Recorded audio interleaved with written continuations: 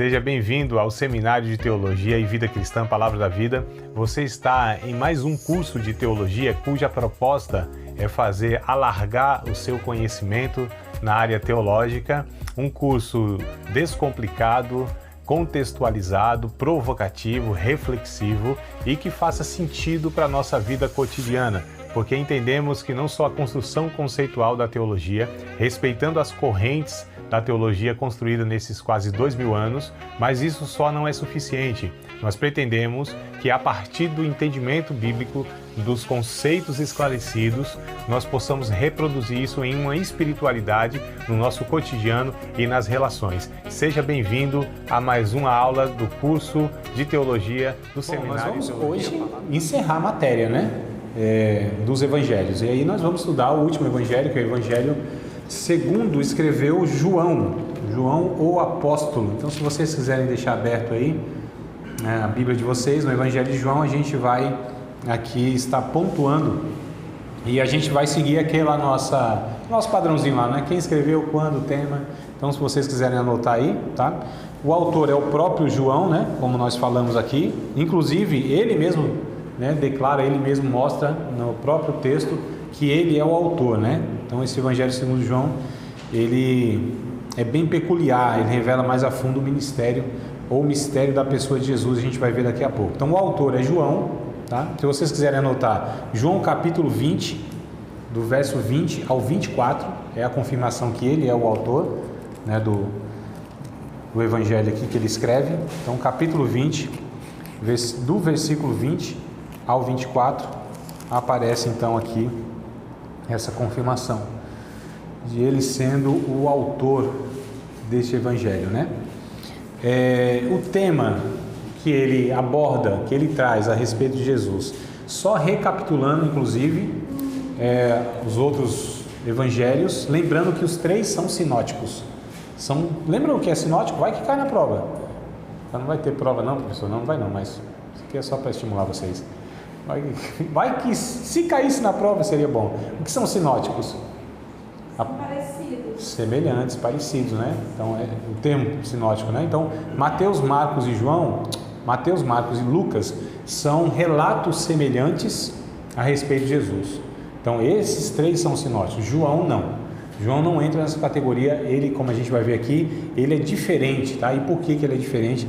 A gente também vai ver isso aí. Então Mateus, ele tem um público para quem ele fala. Vocês lembram qual é o público que ele se direciona?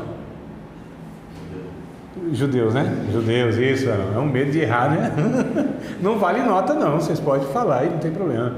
Então Mateus fala para os judeus, ele apresenta Jesus como o Messias que foi prometido em todo o Antigo Testamento, O rei de Israel. Marcos, ele tem um outro público que são os romanos. E ele apresenta Jesus como o Filho de Deus, o servo, para os romanos. E Lucas escreve para os gentios. É isso mesmo? Que são os gregos, Os gregos ou gentios, ou seja, todo aquele que não é a Bíblia, Antigo e Novo Testamento vai usar esse termo. Todo aquele que não é judeu é gentio. Mas no caso aqui especificamente para um público mais os gregos, Aqueles que tinham a sabedoria, aliás, não é que tinham a sabedoria, que eles davam muito valor à questão do conhecimento, tá? Então ele apresenta Jesus como o homem perfeito, a sabedoria de Deus, E ele destaca o Evangelho de Lucas, muitos ensinos de Jesus, as parábolas de Jesus, que inclusive não contém nos outros dois lá. O primeiro a ser escrito foi o Marcos. Lucas bebe, a gente usa esse termo, Ou seja, ele busca a fonte em Marcos e Mateus, ele é o mais completo e tal. E aí a gente chega em João. João, então, é um evangelho peculiar, ele revela mais a fundo o mistério da pessoa de Jesus. Ele mesmo se identifica como autor, como a gente falou. E qual é o tema, então, que João aborda de Jesus? Jesus, o Filho de Deus. E esse termo, o Filho de Deus, tá? Naquela cultura, aqui no texto bíblico, ou nos textos bíblicos, refere-se ao próprio Deus. Então você falar assim, esse aqui é filho de Deus, Jesus o Filho de Deus, é equivalente a falar, ele é Deus. É por isso que em Mateus capítulo 16, quando Jesus pergunta para os seus discípulos, quem os homens dizem aí que eu sou, Quem é o Filho do Homem? E aí dizem que o senhor é João Batista encarnado, João tinha morrido, né? O senhor parece aí que é um Jeremias, João Batista, porque a mensagem é dura, um dos profetas aí desse naipe, né? E vocês, quem vocês dizem que eu sou? Aí o Pedro diz: tu és o Cristo, o Filho de Deus. Olha que coisa interessante. Quando ele diz tu és o Cristo, o Filho de Deus, é equivalente à mesma coisa de falar assim: tu és o Cristo, tu és Deus. Era como o Pedro tivesse ali reconhecendo que está diante dele a segunda pessoa da Trindade, irmãos. É por isso que Jesus disse: não foi carne nem foi sangue que te revelou isso. Isso não pode ser revelado de outra maneira a não ser pelo Espírito de Deus. Então Pedro teve uma revelação ali, né? Tem um quadro, eu não lembro o artista, mas deram esse texto para ele reproduzir numa arte, né? Uma imagem. E então ele reproduz. Depois dessa declaração de Pedro, tu és o Cristo, né? Tem um versículo, tu és o Cristo, o Filho de Deus. Após essa declaração, todos de joelhos diante de Jesus, assim, em volta de Jesus. Olha que imagem interessante. Depois que Pedro fala assim, tu és o Cristo, não é que o texto diz isso, tá? Ouve isso. Mas aí o artista, né, reproduz poeticamente essa cena. Quando Pedro diz, tu és o Cristo, o Filho de Deus, todos caem de joelhos diante de Jesus, porque reconhece que ali está Deus diante deles. Olha que coisa interessante. Se o pentecostais tivesse vindo, até dar glória a Deus agora. Aleluia, pelo menos, né? Então vamos lá. Tu és o Filho de Deus, então equivale a dizer que é o próprio Deus. A gente vai ver logo aqui no capítulo 1. A data que ele escreve, entre os anos 80 e 95, tá? Nesse período aí que esse evangelho é escrito. Lembrando que João é o último apóstolo a morrer, né? Aliás, é o único que não morre pelo martírio, o único que não é assassinado. A gente diz que ele não morreu de morte matada, mas de morte morrida. Bem técnico, né, esse termo que eu uso aqui, né? Então, bem acadêmico, né? Então, ele não morreu de morte matada, mas de morte morrida. Ou seja, não foi... De morte morrida? Morte morrida. Sim. Mas olha só que coisa interessante. Ele não foi martirizado, mas tentaram, né? Como os demais, tentaram martirizá-lo. Dizem os historiadores que pegaram João, colocaram num tacho de óleo fervendo, né? Imagina só, jogaram ele lá e o que aconteceu? Absolutamente nada. Milagrosamente não aconteceu nada. A gente lembra até dessa ocasião, uma ocasião semelhante lá com os amigos de Daniel, né? Lembra o nome deles? Tá, esse é o nome que foram dados para eles, os nomes deles mesmo, judeus. E Azarias, aí sim, aí vai 2 pontos a mais, hein? Queria ter um filho assim. Então o que acontece? Foi semelhante o que aconteceu com os amigos de Daniel, né? Ananias, Misael e Azarias. Aconteceu com João também. Milagrosamente não aconteceu nada com ele. Um tacho de óleo fervendo. Era para ele sair de lá, quer dizer, sair de lá. Ele ia morrer, mas ia ficar todo desfigurado. Não aconteceu nada. Falando, e agora? Vamos jogar esse homem numa prisão. Jogaram ele numa chamada prisão ilha, né? Que era a ilha de Patmos, onde ele tem então essa revelação do Apocalipse que a gente conhece. Enfim, tentaram matá-lo, mas tinha uma profecia a respeito dele, inclusive no seu próprio evangelho, que a gente vai ver agora, lá nos últimos versículos, lá no capítulo 21, no último versículo, ou nos últimos versículos, melhor dizendo, né? Capítulo 21 do Evangelho de João. Oi? Eu também estou procurando aqui, varão, calma aí. Mas é que eu vou ver de onde eu começo a ler com vocês, que fica mais completo, né? Do 19, acho que o 19 em diante fica melhor. Só para a gente entender, Jesus está falando com Pedro, que Pedro haveria de ser levado para o martírio, inclusive, né? Que morte ele ia morrer, essa morte de martírio. Aí Pedro pergunta a respeito do João. Então aqui, ó, verso 19. E disse isso, significando com que morte havia de glorificar a Deus, e dito isso, disse-lhe, segue-me, para Pedro. E Pedro, voltando-se, viu que o seguia aquele discípulo a quem Jesus amava. Olha aqui outra informação interessante a respeito de João. Aquele discípulo a quem Jesus amava. Não é que Jesus não amava os outros, mas João tinha uma proximidade diferente dos outros 11, né? Nos outros 10, não vou nem considerar o Judas aqui, que ele já nem existia mais. É interessante que quando na ceia, Jesus disse assim: um de vocês vão me trair. E aí, quem é que tinha coragem de perguntar para Jesus: quem de nós vai te trair? Chegaram para João: é o seguinte, pergunta para ele lá. Por que perguntaram para João? Por que pediram para João perguntar para Jesus? Porque João tinha essa proximidade, né? Tinha um quê? Não é que isso, não é que Jesus tinha João como preferido.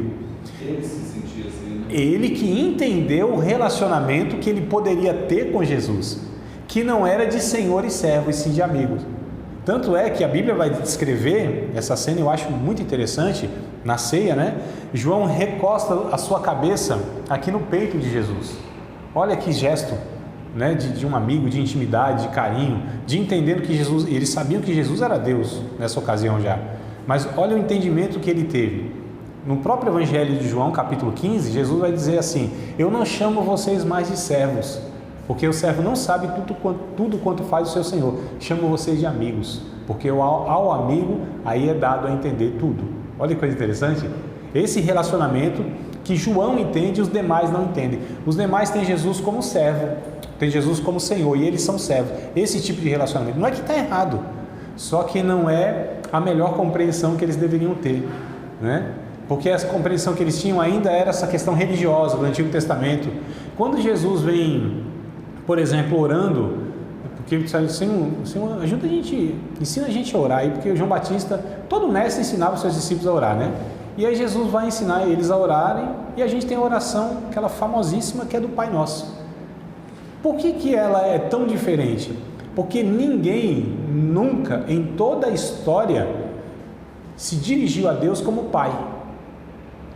Sempre como Senhor, Criador, né? Jeová, Yahvé, aquela coisa toda. Então esse relacionamento que Jesus ensinou para os seus discípulos e para nós que é ensinar, era para eles assim uma novidade: Pai Nosso.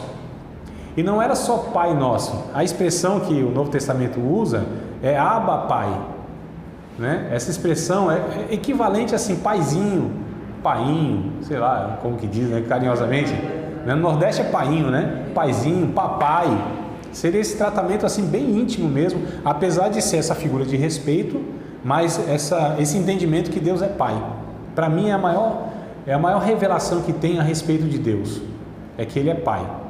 E me parece, inclusive, que Deus quer que nós que a gente compreenda dele, não como Criador, como Senhor, que Ele é tudo isso, tá certo. Mas eu acredito que o que Deus quer como que a gente se relacione com Ele é nesse âmbito de filiação, né? De Pai. Entendo isso, não só pelo Evangelho de João, mas pela vida de Jesus, enfim. E aí o que acontece? Aqui, ó, o discípulo a quem amava, tem que tomar cuidado, senão em cada vírgula aqui eu quero pregar, né? Discípulo a quem Jesus amava, e que na ceia se recostara também sobre o seu peito, e que dissera: Senhor, quem é que há de trair? Foi o que eu estava dizendo, né? Vendo Pedro a esse, disse a Jesus: Senhor, e esse o que será? Olha que coisa, né, irmão? Aqui a gente já vê, o outro está querendo saber da vida do outro. Jesus falou a respeito dele, como seria a morte dele, e aí vê o outro: Senhor, mas e aquele lá? Esse Pedro não é fácil, não. 22, disse-lhe Jesus: se eu quero que ele fique até que eu venha, que te importa a ti? Segue-me tu. Como Jesus falando assim: mas deixa de cuidar da vida do outro, rapaz, você que me segue, eu falei, eu tenho respeito. Claro que Jesus não é bruto assim igual eu, né? Mas mais ou menos isso aí, né? Agora aqui, para mim é uma curiosidade também, que é bem semelhante aos nossos dias. Divulgou-se, pois, entre os irmãos o dito de que aquele discípulo não havia de morrer. Jesus disse que ele não ia morrer? Não disse. Mas olha só, não é? Jesus, porém, não lhe disse que não morreria. E ele tem que explicar ainda. Mas se eu quero que ele fique até que eu venha, que te importa a ti? Oh, meu Deus do céu. Aí ele mesmo fala: este é o discípulo que testifica dessas coisas e as escreveu, e sabemos que o seu testemunho é verdadeiro. Olha que coisa interessante, não o próprio João aqui no final do seu evangelho se identifica, né? E tudo mais. Então é bem interessante a gente entender aqui esses pontos básicos para a gente então estudar esse evangelho aí, tá bom? Público-alvo, esqueci de falar isso, né? Público-alvo, né? Para quem que ele escreve? Se os três lá tinham os seus públicos, né? Para quem que ele escreve? Ele escreve para a igreja, tá? Então ele escreve para a igreja, para aqueles que já criam em Cristo, aqueles que já tinham aceitado a Jesus, e também para que esses que já criam em Jesus, para que eles fossem fortalecidos na sua fé, porque ele vai confirmar, ele vai reafirmar, ele vai enfatizar que Jesus nada mais, nada menos não só o rei que os judeus esperavam, não só o filho servo que Marcos falou, não só a sabedoria de Deus que Lucas falou, mas ele é o próprio Deus. Olha que coisa interessante. Não tem genealogia no começo, não tem falando de quem viria preparar o seu caminho, não tem nada disso. Capítulo 1, verso 1 de João. No princípio era o verbo estava com Deus e o verbo era Deus. Olha só, irmão, já começa assim. Ele é o próprio Deus que estava no princípio, na eternidade. O princípio que ele se refere aqui não é o princípio de Gênesis, não. Não é no princípio que Deus os céus e a terra, não é nesse princípio. Arqueirologos, né? É o termo lá no grego. Princípio na eternidade. No princípio, lá na eternidade, era ele, o verbo. Ele estava com Deus e ele era o próprio Deus. O que ele está dizendo aqui, ele é o autoexistente. Olha só que coisa linda, irmãos, não é? Então vamos lá para ler os versículos seguintes. Só dei essa introdução aqui, só para a gente ver como que ele começa totalmente diferente, falando de Jesus de uma maneira que os outros não abordaram, né? Com essa clareza, com essa revelação e com essa ênfase. Então li o verso 1, no princípio era o verbo estava com Deus e o verbo era Deus. Ele estava no princípio com Deus, todas as coisas foram feitas por meio dele. E sem ele, nada do que foi feito se fez. Ele está nada mais, nada menos dizendo, ele é criador, ele criou todas as coisas. Tudo é feito ou foi feito por causa e por meio e para Jesus. Olha só, amados. Nele estava a vida e a vida era a luz dos homens. Eu não quero continuar aqui, deixa eu pular para o verso de número 14. Ele diz assim, e o verbo se fez carne e habitou entre nós, e vimos a sua glória como a glória do unigênito do Pai, cheio de graça e de verdade. Esse termo unigênito também é algo muito interessante, porque diz respeito unicamente a Jesus. Ele não é só o primogênito, que é a palavra que diz que é o primeiro, né? Mas ele é o único gerado por Deus. Olha que coisa interessante. Então, unigênito quer dizer único gerado, né? Unigênito. Ele foi o único que foi gerado por Deus. Ou seja, Jesus é o único filho legítimo de Deus. Nós não somos filhos legítimos de Deus. Em Cristo, nós somos adotados e recebemos o poder de sermos feitos filhos por causa de Jesus. Essa é a ideia que João passa, inclusive ele vai falar isso no verso 12 e 13 do capítulo 1, né? Veio para o que eram os seus, verso 11, melhor dizendo. Veio para o que eram os seus não receberam, os seus, os judeus. Mas todos quantos os receberam, deu-lhes o poder de serem feitos filhos de Deus. Veja só. Então Jesus é o unigênito, é o único que foi gerado. Eu falei para vocês que Deus tem 4 filhos, 4 tipos. Essa palavra tipo não é meio estranho, mas não estou encontrando outra aqui para usar. Uma espécie de filho também fica estranho. Bom, tem 4 aspectos, não, é tipo mesmo, não tem outra palavra. 3 tipos de filho. Não falei isso para vocês não? Nenhuma aula? Então Deus tem filhos por criação, Deus tem filhos por eleição, Deus tem filhos por adoção, Deus tem filho por geração. Quem são os filhos por criação? Os anjos. Os anjos, a Bíblia vai chamar os anjos de filhos de Deus. Lá em Jó, por exemplo, capítulo 38, verso 6, verso 7, alguma coisa assim, fala os filhos de Deus, né? Referindo-se aos anjos, tá? Porque Deus é quem cria, então eles são filhos por criação, né? Inclusive o texto de Hebreus vai dizer que ele é o pai dos espíritos, né? Ou seja, ele é aquele que origina a vida, esse é o sentido. Então, filhos por criação, os anjos. Filhos por eleição, os judeus são eleitos por Deus, né? Filhos por eleição. Filhos por adoção, Efésios capítulo 1, é a igreja, somos nós somos adotados. Nós não éramos os filhos legítimos, eram os judeus. Eles rejeitaram, como diz João, e nós fomos, como diz Paulo em Romanos, nós somos enxertados, né? A gente entrou no vácuo lá. E filho por geração, só tem um, que é Jesus. Ele foi gerado. Todos nós nascemos de novo, somos regenerados em Cristo. Olha que coisa interessante, essa é a ideia. Ele é Deus, se fez homem, inclusive ele vai abordar aqui que ele é Deus, mas também vai mostrar a humanidade de Jesus, mas porque a humanidade de Jesus é esse verbo que se fez carne, né?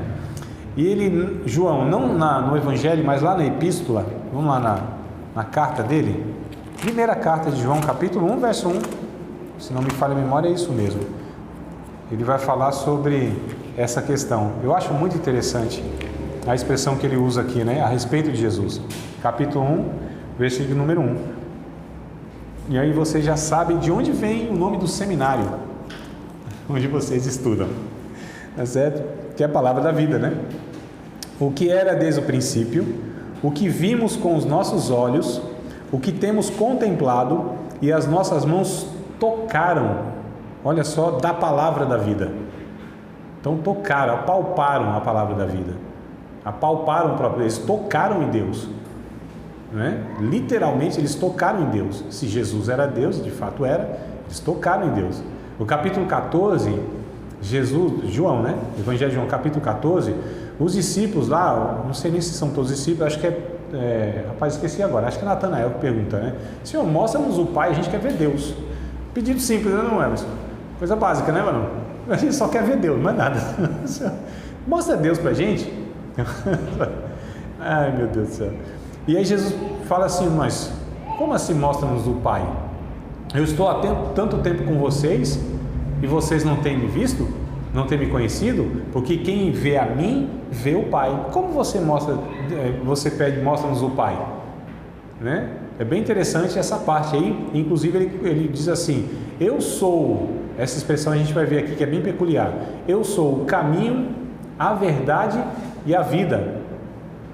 Olha só, irmão, eu sou o caminho, não é um caminho, é artigo definido aqui, não é artigo indefinido. Indefinido, lembra na escola que a gente aprendeu na escola? Artigo indefinido, umas, né? Então, aí as minhas que está mais fresco na memória, a gente já esqueceu esse trem, né? Alguns de nós, outros não. Mas aqui é artigo definido, o caminho, o único caminho, a única verdade, não é dentre outras verdades, é a única verdade. E então eu sou o único, o caminho, a verdade e a vida. É interessante que esse texto aqui, a vida, o termo lá, tem dois termos na língua grega, que é a língua original que foi escrito João, para se referir à vida, né? Tem bios, que vem de biologia, né? Uma das matérias que os alunos gostam demais, né? Na escola, biologia, é uma coisa maravilhosa, né? Biologia, bios. Então fala da vida, estudo da vida, biologia, bios. Tem outra palavra que é zoe. Tem um grupo de música, não tem? Vocês conhecem zoe? D-Z-O-E, né? Zoe. Isso quer dizer, é traduzido por vida. Então, por que aqui não é bios? Também poderia ser traduzido por vida. Por que zoe? Porque Jesus está dizendo, embora ele seja também o doador da vida biológica, porque ele é criador, mas ele está dizendo, eu sou o doador da vida espiritual. É o único que pode dar vida espiritual. É o único que é a fonte da vida eterna. Olha só o que está por trás dos textos que muitas vezes a gente não percebe, né, por ter essa limitação aí das versões ou da tradução para a nossa língua. Então, só para a gente entender esse todo aqui, e o propósito do Evangelho, é claro, está registrado no capítulo 20, versículo de número 31. Aqui, o propósito, claro, do Evangelho, deste Evangelho, inclusive daquilo que é descrito aqui, né, que a gente vai ver aqui que tem milagres, tem sinais impressionantes. Capítulo 20, versículo de número 31, o João ele diz: Jesus, pois, operou também em presença de seus discípulos muitos outros sinais que não estão escritos neste livro. Verso 31. Esses, porém, foram escritos para a finalidade, que creais que Jesus é o Cristo, ou seja, que Jesus é o Cristo, o Filho de Deus, e para que crendo tenhais vida em seu nome. Então, qual é a finalidade desse Evangelho? Olha só, qual é a finalidade, inclusive, dos milagres registrados aqui? Para que eles possam apontar para Cristo. Qual é a finalidade, qual é o propósito último dos milagres ou das ações sobrenaturais de Deus hoje, inclusive, irmãos? Não sei também, é que eu falo quase todo dia, né? Ou falo para 7 públicos diferentes. Então, igual os evangelistas, né? A gente fala para os judeus, a gente fala, estou brincando. Mas, é que tem 7 turmas, né? Então, às vezes foge da mente, eu não dou conta mais desse negócio. Então, não me preocupo onde eu falei, eu só me preocupo o que eu estou falando. Mas para quem eu falei, eu já nem não dou conta. Não sei se eu falei para vocês, mas essa semana eu falei para outra turma que tem um ditado que diz assim: o sábio aponta para a lua. Lembra disso? Eu falei? O sábio aponta para a lua e o tolo fica olhando o dedo do sábio, né? Então, você pegando esse provérbio e a gente aplica aqui que os milagres como esse dedo que aponta para a lua. Então, a gente não tem que ficar olhando para o milagre. O extraordinário para nós não é o milagre. Não, lógico que chama atenção, né? Um paralítico andando, um cego vendo, uma pessoa assim que tem uma enfermidade que é impossível humanamente ser curado, enfim, essas coisas assim que espanta mesmo, né? E de fato o milagre espanta, é uma coisa que assusta, porque não faz parte da nossa naturalidade, é uma intervenção divina. Olha só, então o negócio é assustador mesmo, né? É para impressionar. Só que a finalidade e o propósito não é a gente falar, né? Aquela coisa toda, rapaz, quando Deus usa alguém assim, nossa, que vaso, né? Que homem, que mulher de Deus, ungido, tal, aquela coisa toda. Então o que a gente está fazendo, não só tendo essas declarações, mas colocando foco nisso? A gente está olhando para o dedo do sábio.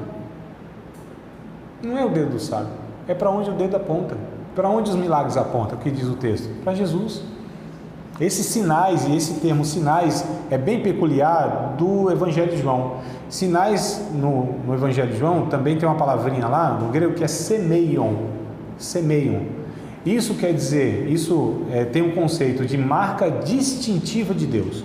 O que é esse sinal como milagre no Evangelho de João? É aquilo que distingue Deus, é o crivo de Deus, é o anelzão que Deus sela lá. Ou seja, o que é registrado aqui não é assim um milagre que pode ser contestado. Será que não é o cão não que está fazendo esse negócio? Será que não é uma mágica? Será que não é, né? Será que não é tipo aqueles magos de Faraó que fizeram também lá alguns milagres lá? Só que a gente sabe que não tinha nada a ver com Deus, né? Aqui não, esses milagres eles são inequívocos. Até mesmo aqueles que não estavam aceitando as falas, o discurso de Jesus, eles nem contestavam. Eles só não aceitavam por outros motivos, né? Mas não tinha como falar, não, isso aqui não é de Deus. Não, e agora? A gente não tem, vamos pegar ele de outra forma, porque isso aqui não tem como. Nunca se viu que ninguém fez um negócio desse aqui, ele não tem nem o que contestar. Eles eram mesmo desonestos, né? Os religiosos da época, mas era sinal de Deus, que confirmava, inclusive, o messianato de Jesus, a divindade de Jesus. Então é bem interessante a gente entender isso aqui para os dias de hoje, tá, irmãos? Então, quando a gente vê assim uma coisa muito extraordinária na igreja, a gente tem que ter muito cuidado para não atribuir aquilo de uma forma inadequada à pessoa, inclusive, que é o canal de Deus. A gente vê muito isso, né? Dessa forma, nossa, espanta. Nossa, que vaso, né? Nossa, que mensagem. Nunca vi uma mensagem dessa. Nossa, que aula. Eu espero que um dia, quem sabe um dia. E aula, né? Você volta para casa assim, né? Que sabedoria. Aquela coisa toda. Isso é bobagem, na verdade. A gente tem que voltar para casa dizendo, nossa, que Deus. Que Deus. O vaso some, irmãos. A figura humana some. E Deus ali aparece para ser glorificado. Então a gente precisa ter muito cuidado para não atribuir ao homem aquilo que só é atribuído a Deus, que é a glória, né? Então bora lá. Ele fala da natureza, capítulo 1, verso 1, a gente já leu, né? Do verso 14. Eu não li até o 17, né? Só li o 14. Mas o 15, 16, 17 também vale a pena a gente ler do capítulo 1, tá? Só para falar da natureza, como João aborda Jesus e fala da sua natureza, né? A pessoa é a divindade de Cristo. Então, capítulo 1, verso 14, 15, 16, 17. O Verbo se fez carne, habitou entre nós e vimos a sua glória como a glória do unigênito do Pai, cheio de graça e de verdade. João testificou dele e clamou, dizendo: este era aquele de quem eu dizia, o que vem depois de mim e antes de mim, porque foi primeiro do que eu. Olha que coisa complicada. E todos nós concebemos também da sua plenitude, todos nós recebemos também da sua plenitude, com graça sobre graça, porque a lei foi dada por Moisés, a graça e a verdade vieram por Jesus Cristo. Então, só para testificar da sua divindade. Capítulo 8, verso 42, falando da divindade da natureza de Cristo. 8 e 42. João, né? Claro.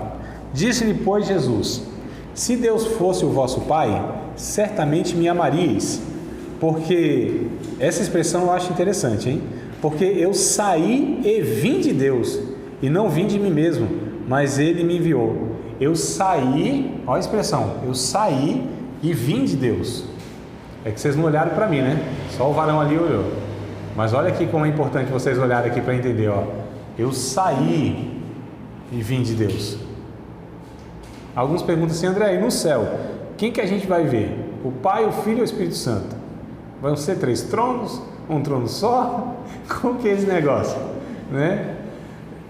Bom, eu posso estar enganado, tá, irmãos? De repente chegar lá e você fala, André, você ensinou lá e aqui não é. Eu falo, não, esquece, nós estamos aqui, tá? Não me complica a minha vida, não. Né? Senão Jesus falou, você está ensinando coisa errada lá? Isso tá... Então, só para... Tá? Pô, chegando lá não me complica. Mas o meu entendimento é o seguinte, inclusive a gente vai estudar isso em Trindade. Quando a gente olha para Deus, apesar de ser 3 pessoas, eles são tão harmônicos que a gente vê só um Deus, né? A gente vai estudar isso mais a fundo na matéria Trindade. Aí eu vou ter condições e tempo para explicar isso. Mas são 3 pessoas distintas. O Pai é um, o Filho é um, o Espírito Santo é um. São 3 pessoas distintas, mas iguais na sua natureza e essência. Preciso de muito tempo o tempo, né, hábil para a gente discorrer sobre isso. Mas a questão é, quando a gente olhar para Deus, embora sejam 3 pessoas, a gente vai ver um só, de tão harmônicos, tão perfeitos, tão sincrônicos que eles são, tão uno que eles são, né, triuno que eles são. E é interessante que a expressão é essa, ó, eu saí e vim de Deus. Embora a Bíblia vai falar, né, Jesus está à destra do Pai, são expressões que têm suas razões lá. Mas essa ideia de que eu saí e vim de Deus, ou seja, ele veio de Deus, ele é Deus de Deus, luz de luz, verdadeiro Deus e verdadeiro Deus. É o que diz o credo apostólico. Eu estou citando aqui o credo apostólico, um documento no ano 325, né, que a igreja elaborou para defender a trindade e a divindade de Cristo. Deus de Deus, luz de luz, gerado e não criado, criou todas as coisas. Essa é a declaração, né? Muito interessante, depois eu vou passar para vocês na matéria Trindade. Só a expressão aqui, eu saí e vim de Deus. Outro texto do capítulo 10, texto de João, capítulo 10, verso de número 30, também aqui, ó, essa expressão só para falar da divindade de Cristo. Um texto bem grande mesmo, a gente vai ter que ler demais ali, ó. Eu e o Pai somos um. Eu e o Pai somos um. Não um porque era uma pessoa apenas, uma pessoa os dois, mas era porque era um em natureza. Eu e o Pai somos um. No Evangelho de João há uma ocasião onde Jesus, ele fala, né? Eu sou filho de Deus. Como eu disse, naquela cultura, falar filho de Deus é equivalente a falar eu sou Deus. Pegaram em pedra, falaram, vamos apedrejar, porque ele está blasfemando. Ele está dizendo que ele é o próprio Deus. E é isso mesmo que Jesus estava dizendo diante daqueles homens. Eu sou o próprio Deus. É interessante a gente ver isso aqui mais para frente, tá? Eu anotei aqui, eu queria que vocês anotassem, irmãos, para uma questão didática, né, do ensino do que a gente está tendo aqui. A gente vai falar sobre as evidências aqui no Evangelho de João, tá? Identidade, missão e natureza. Então, vou pegar a identidade, vou falar algumas coisas, missão, vou falar algumas coisas, natureza, vou falar algumas coisas. Então, se quiserem anotar aí, eu acho que é interessante. É o que eu fiz aqui, é a proposta que eu passo para vocês. Então, evidências que nós temos no Evangelho de João sobre a divindade de Cristo, que ele é Deus de fato, tá?